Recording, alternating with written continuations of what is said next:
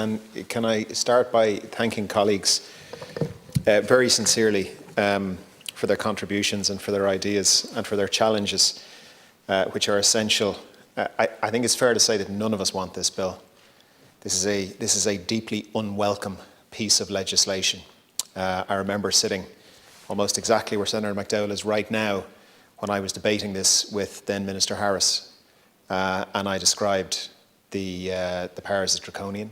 I still think they are draconian, and I think this bill is draconian. There's no question about it. And legislation like this and powers like this should never sit easily in any democracy, and they certainly should never sit easily in our republic. And we must handle them with the utmost of care and caution. They don't sit easily with me in this office, and I doubt they would sit easily with any member of this House or any member of the Dáil, nor should they. For what is hopefully a very short period of time, they are necessary, which is why I'm standing here. It's why I'm proposing them, and it's why I'm asking the House to support them. But they have to be used very, very carefully. So I've taken notes from all speakers, I hope. I may miss some pieces in the sum up, and apologies if I have. There were a few broad sets of questions. One was around the timing. Is the 9th of November right? I think there was a suggestion for the end of June, the start of July, September, November. I don't think there is a right answer. There's no correct date. The 9th of November is no more correct than a week or two before that or after that. We did, however, check with public health in terms of the broad timing of this. How much time do we believe we need, given where we're at with the epidemic, given where we're at with the variants, given where we're at with international travel, and critically with the vaccine programme? The view from public health was that we needed to be able to exercise public health measures of the type that are covered here into early winter, late autumn, early winter. And so hence the start of November was the time that was proposed, or that is being proposed. And as I said, it's because of a variety of different factors. One is where we're going to be at with the vaccines. Another is the variants, and this week, as colleagues will understand, we're looking very closely at the Indian variant and what it's doing in the UK and potential transmission here. And also public health pointed out that around that time there will be a mass movement back indoors, whereas I have no doubt, unless something unforeseen happens, that people will be indoors anyway. By that stage, people will be back in restaurants, people will be back in pubs, people will be back in each other's houses. Indoor life will continue. But as we move into early winter, we all move back indoors, and we close the doors. And so that's the public health view, was that late autumn, early winter was around the time where you still might want to be able to exercise these sorts of public health measures. My hope is that we don't have to exercise any of them.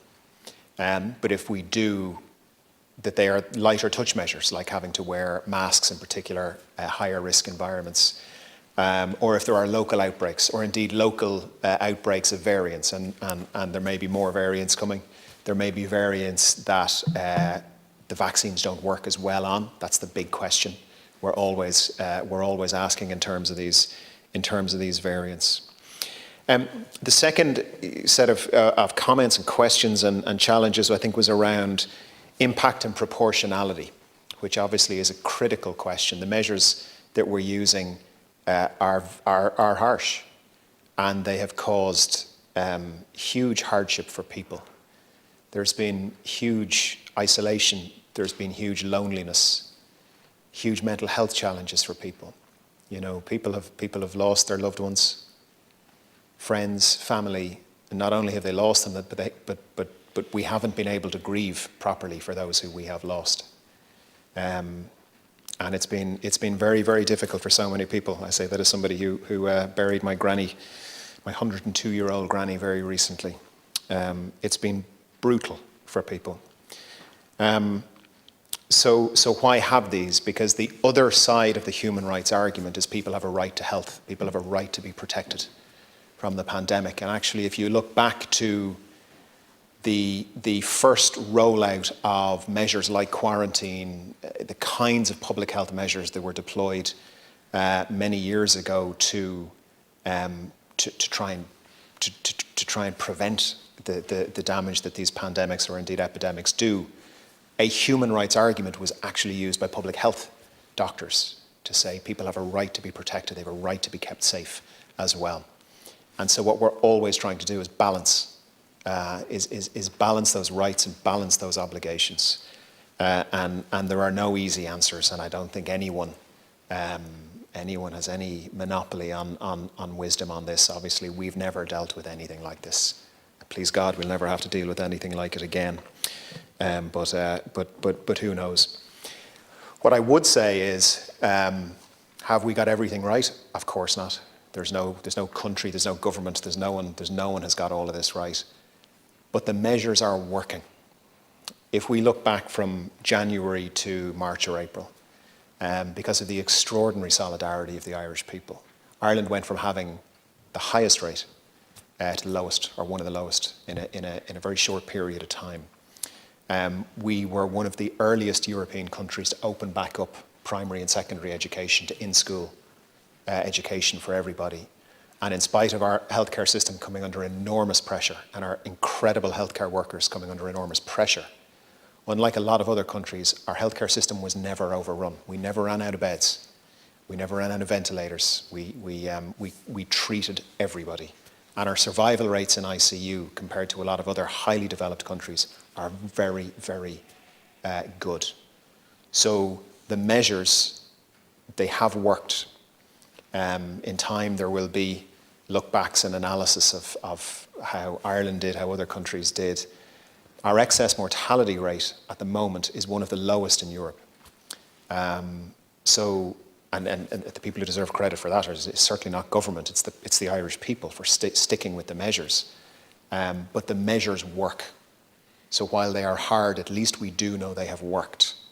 And Ireland has fared well relative to a lot of other countries. It's not to minimise the awful pain and suffering that has happened. But we relative to a lot of the rest of the world, Ireland has done relatively well. And it is partly because we can deploy these measures, and we can deploy them very quickly when they're needed.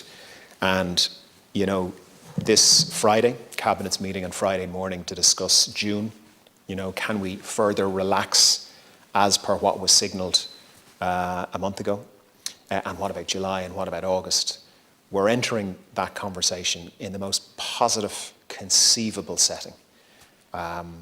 You know, just a few months ago when we were talking about the first easing of restrictions, we had analysis and projections that were very, very sobering indeed, and that seemed very reasonable at the time. You know, here's what happens if we have an OR number of 1.2, 1.4, 1.6.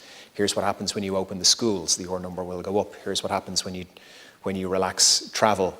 But what people have done is really backed the measures and taken care of each other and kept each other safe. And we are ahead of the best case scenario that we were shown at that time. You know, and again, the credit for that lies with the Irish people. But the measures, at least we know that they work. In terms of parliamentary scrutiny and safeguards, the bill before the House has a very important provision, which is the powers can only be extended by agreement of both houses of the Oireachtas in terms of the sunset clause, which to me is very important. In terms of the sequencing of the Seanad time, I had nothing to do with that. I hope I turn up here regularly enough, and if colleagues would like to debate various of the issues raised, I'm very happy always to come in and debate those and listen to the ideas and the challenges and bring them back to government and try and implement them. There were various measures mentioned. I'm just conscious of time, Chair, so the one that was mentioned the most, I think, was the aviation sector and the digital green certificate. What I'd say is there will be an announcement, I believe, presumably after Cabinet on Friday.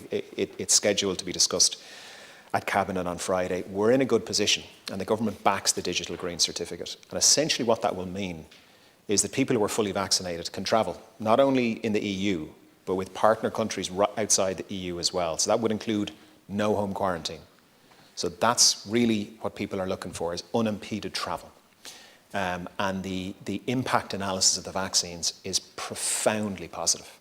I remember talking to very esteemed, very well-experienced epidemiologists last August, September, who were telling me that they doubted we would have any vaccines of any impact within 2 or 3 years, but that maybe within 5 years we might get a vaccine that would be useful against this, but we may never get one. And they referenced HIV/AIDS, they referenced all sorts of other viruses and pandemics that had occurred. To be in the position we're in now is extraordinary, and one of the things we can do with that is we can fully support and join up to the Digital Green Certificate. My hope is as quickly as possible. Yeah, yeah. And that will have a very powerful and positive effect on the aviation sector. And I know Minister Eamon Ryan is engaging directly with the sector, and I know Minister Michael McGrath and Minister Pascal Donoghue are also looking at economic supports for the sector, because it has been a brutal time for the sector.